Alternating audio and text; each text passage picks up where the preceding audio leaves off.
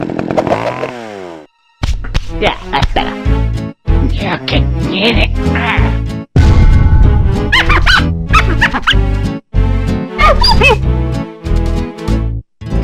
Marvelous. Yo, what's good? Welcome back to the channel, y'all. And look, if you guys did not see our last video on BY Cola, yes, I'm calling it cola.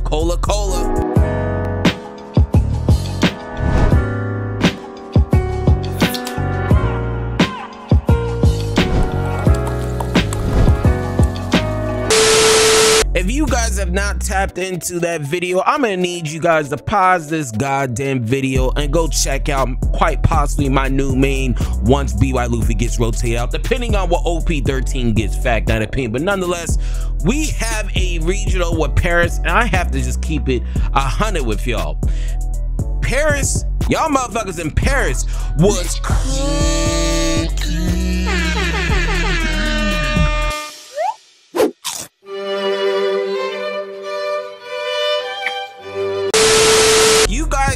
all of the cards on the thumbnails. We're talking about Barco, we're talking about Blue Black Rebecca, we talking about Lim. Look, I'm at work. I had to take a quick break real quick to go make this. Ain't gonna be no edits like that. We just gonna spin through this so we can just provide the streets the results that you guys are seeking out for without falling asleep. So let's go ahead and get straight into it. The very first deck we got is the first place winning deck, and that has to be ﷺko. Yes, I know there's fucking bottles and tomatoes and, you know, whatever you guys can throw, bricks, shoes, socks, all going at the screen right now because you're seeing this. Why is this deck still winning? It's just consistent. That's just what it is. You hit Jinbei, but as long as you guys have this Trafalgar Law, you're really just going to be in for a good time. Fact, not an opinion. Another reason why this deck is so good is because it is an aggro meta. If there's an aggro meta, this card right here, this Trafalgar Law, fucks every aggro bitch just because of its ability bouncing a 4 cost or less. A lot of these cards that you get to bring out onto the board and attack right when it's summoned, such as the 3 cost Zoro or even the choppers, whatever the case may be, a lot of them are lower cost. That's the reason why this deck is still pretty good in my personal opinion. And the only other tech that I really do see is that he's actually running the 3 pudding, and he's also running this you know, ďuฟ่. I've been seeing more and more ďuฟ่players play this ďuฟ่. He's also running the 3 red rocks with no gravity blades and a 4 Jozu. So like I said earlier, when the ban happened, the only thing that truly changed with this particular deck is just consistency. Cards were added, such as the Jozu and also the ďuฟ่, just adding more of a control variant to this particular build. So first place, good job for you winning, but everybody probably still hates you 9 times out of 10, the fact that you're still playing this deck. Second place deck we have is Blackbeard. This is the second place. So literally, actually, when you guys actually take a look at it, I know people are really pissed about the fact that we even still have ďuฟ่still topping, but if you guys look in the East, this is what the meta was. It was Blue ďuฟ่and Teach. So the fact that this is still the same meta, I think that's pretty crazy. You can't tell. I mean, I don't really like Blue ďuฟ่, and nor do I like this because it fucks up BY Luffy, but you guys can't, look, you guys can't tell me the fact that we still have a Blue ďuฟ่Teach meta, same as the East, with the ban list is crazy. It just shows you the power behind both of these decks. We actually just take a look at Blackbeard real quick. The only thing I've really been noticing a difference is that people are starting to add the Laboons for some cost reduction, just being able to pop things with this Don Q, ending out games with Jesus Burgers if you're trash to fill, having some board removal with this. If you guys tie in the Laboon to the finger gun, you get to pop anything with a 9 cost or lower. Just really abusing this cooldown. This is the reason why you're really seeing this deck really thrive out here in the streets right now, is because with OP10, this card literally pushed everything to the next level. Fact, that opinion. Your boss monster, of course, is Marshall D. Teach. If you guys don't know anything about this deck, I'm not going to read its effect, but pretty much this is a walking skill drain deck. This is a floodgate. This turns off 80% of the meta, and while you are building your deck, you always have to keep this deck in mind. This is an S tier deck. Like I said in my tier list video, you guys haven't seen that, tap in. It's the most accurate tier list you ever seen. As long as this deck is in the game, you always have to prepare for it. Fact, that opinion. So that's all I got for Blackbeard. Let's go ahead and get straight to our next deck. We're gonna go over our 42th place deck. This is the shit that's a little saucy. I ain't gonna hold you, but let's go to the 4th place deck. The 4th place deck is, oh my gosh, the deck we shall not name, Voldemort, the smelly deck. You know, the deck that gets no hose, the deck that plays with himself with the Vaseline, baby oil, and the grease all at the same time. I mean, you want to see a greased up hog at the fucking tournaments? This is pretty much this deck. I mean, this is probably has been the most boringest deck I've ever seen in my life. Whoever designed this deck needs to go to hell. And that was one of the top 4th placing decks that we did have at Paris. The next top 4 deck that we do have is an actual real deck, a deck that you guys actually get to play against. You know what I mean? You actually get to engage with, not sit there and use both hands. Hold on. Whoa, pause. So anyway, let's go to get straight into it. Limb, green, purple limb. Like I said earlier, this is an A tier deck. I've already roughly broke down this deck in my last meta report, but I'll just break down things just a little bit more. So this is not running the Smile Fruit package. It's actually running 4 Blast Breath. Being able to gain 4,000 power, just a little bit more counter, just being able to play some top nut as well. You know, returning up to 1 of your opponent's characters will 4 cost less to the bottom of the deck. Pretty much is a blue card, really. This is truly just a blue card. This is your boss monster of this deck with the Sakazuki. He's actually opting out for the IDO. Crazy. If you guys don't know what this card does, go ahead and read it. If your leader has Odyssey type, set up to 3 of your Dawn active. Opponent turn, once per turn, you may rest 1 of your Dawn. Up to 1 of your leader or characters gains power.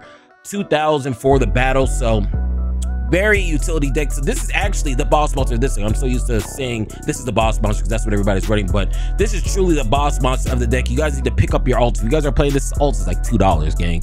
Stop being a fucking cheapskate and go pick that shit up. All right, this is like a pack of gum. If you guys can't pick this, you probably shouldn't be watching this video. Another staple of this deck, from what I've been seeing, is he's actually only running 3. This is usually one of your main starters. He's only running 3. I guess he might just brick on it. And having this extra 1 cost and also these limbs, this is also starters for you as well. These are, especially you get to turn 6, not turn 6, Dawn turn 6. This is actually key for you to have this on the board. So yeah, besides that, everything else kind of looks the same. We'll go over every single one of these cards one more time so you guys can take a look at them. If you guys do want to see the cards, just go ahead and pause it. And yeah, that's pretty much the limb top 4. Congratulations to you. So let's go into our top 16. So I don't have any of the top 8 decks, but I'm gonna be honest with you. This is what's out in the streets right now. And instead of me just waiting for 3 or 4 decks, I might as well just bring you guys the drip, the sauce, you know, the shit that the hoes like. It's another Blackbeard deck. And like I said earlier, Blackbeard is an S tier deck. It's the reason why Blackbeard is pretty much the 2nd most popular deck in the streets. On top of the fact that we still have a top 10 deck for OP10 coming out later this week, so make sure you stay tuned. We're not going to go over this deck anymore. We already broke it down for our first version that we did show, our 2nd place. So, but yeah, before we go, let's just see if he's using anything different. He's running the 3 liberations, 1 liberations, the Shiru combo, the Burgess, yeah, everything kind of looks kind of cookie cutter. He's running the 1 Vasco shot. Yeah, everything kind of looks the same, just lower card numbers, just lower laboons. That seems like it's just really lower laboons, and that's really about it. I don't really see too much difference compared to our 2nd place list. Let's take a look. Yeah, it's really not too much difference of a 2nd place list. Yeah, the 2nd place list is running the Shira, and this top 16 list is actually opting out into this Shira right here. So actually not bad at all. Definitely not bad at all. So definitely not bad. But yeah, this is our top 16 deck. Let's go ahead and get straight to our another top 16 deck. I don't know what place this is, like I said, but it is another popular deck, another S tier deck is Shanks. You already know of how many people are going to be playing this brain deck, training wheels. You know, how do you play One Piece with this deck? You get what I'm saying? That's pretty much how this deck is, and that's the reason why I talk so much shit on it. This is like some of the most easiest One Piece. If you just want a deck, you just close your eyes and play and win. This is pretty much this deck. But let's go over it since it is our first Shanks of the day. We are featuring in this video. You have the Otama for some power reduction. You have the Dragon to close out games, and also some Dawn recyclability. And another card we have right here for some board removal. Okay, a lot of times you want to be able to pair this with this Otama. On top of this Otama being a 2K, you have some pressure with this Shanks. This is your big boss monster of the deck. You have the Silver's Rally right here, the blocker. Ben Beckman, probably one of the best board removal remover or clears in the game.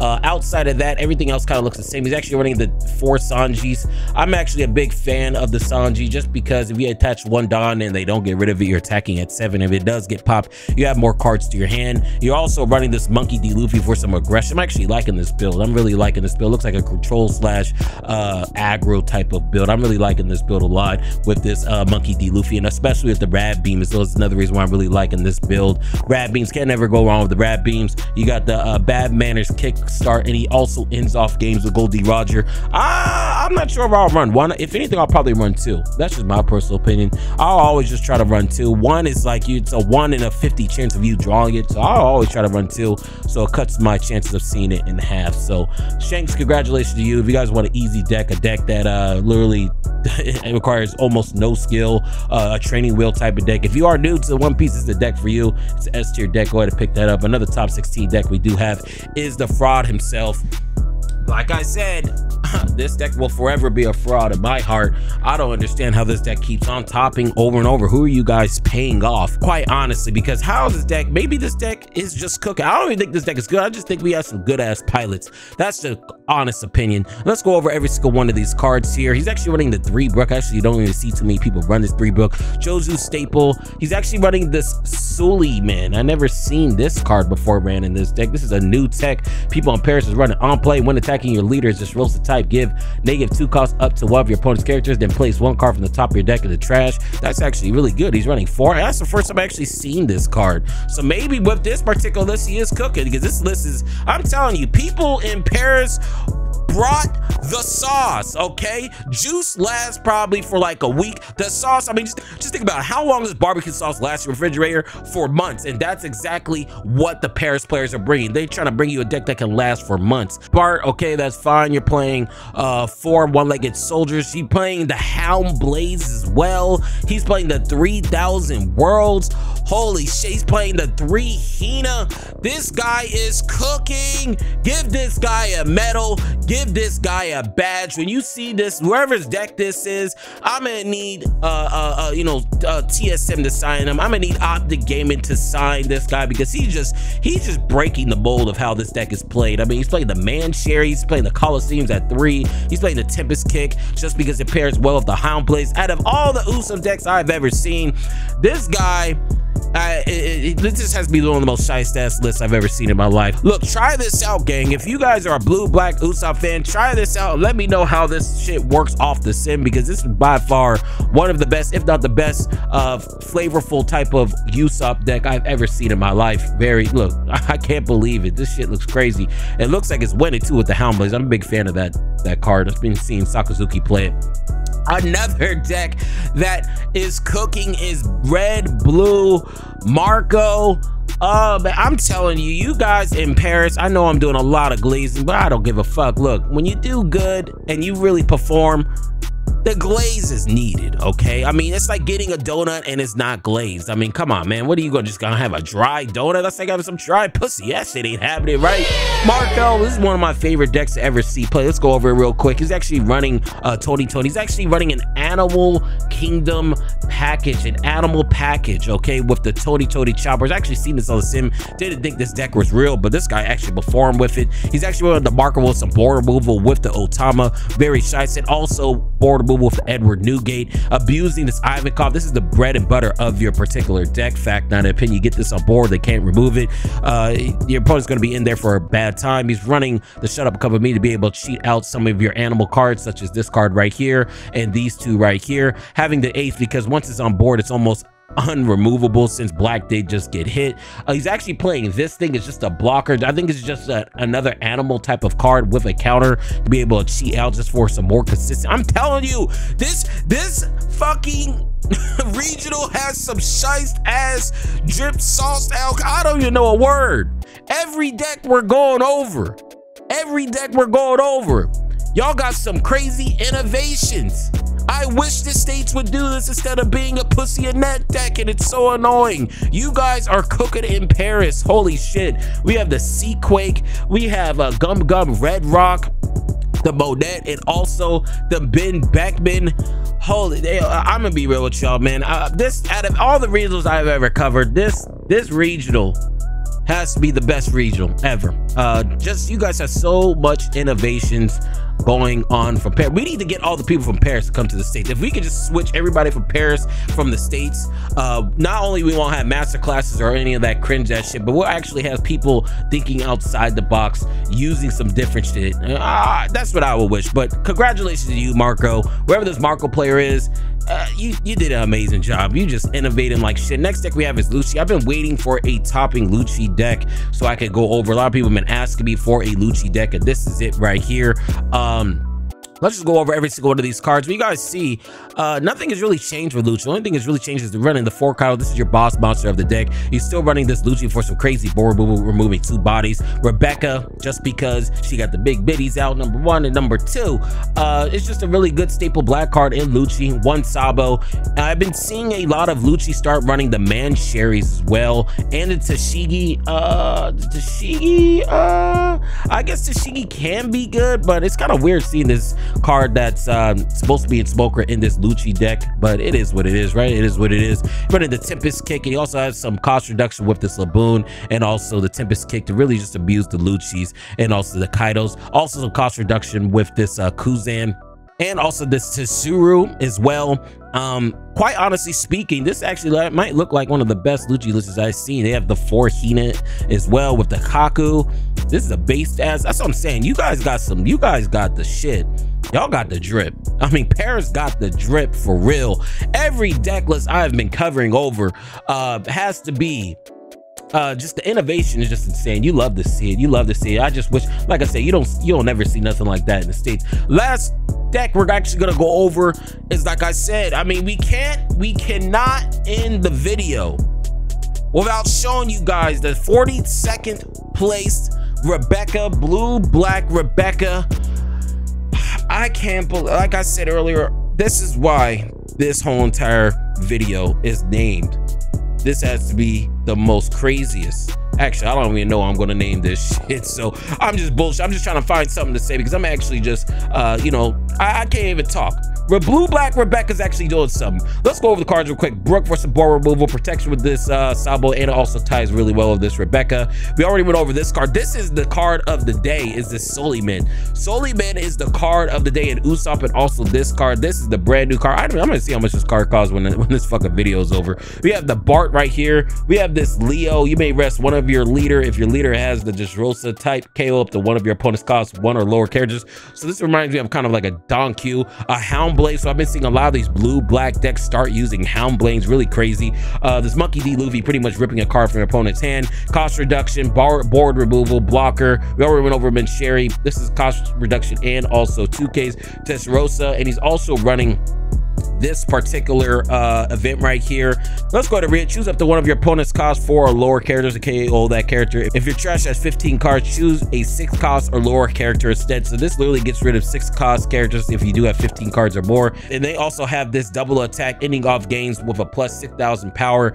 Very shy, in my personal opinion. Very shy. Like I said earlier, out of every single regional I've ever done, this probably has to be the most craziest and the most innovative and the most original regionals I've ever seen in the streets since I've been playing this One Piece card game. Fact, not opinion. That's all I got, gang. Let me know below what you guys think of all these decks. And yeah, that's all I got.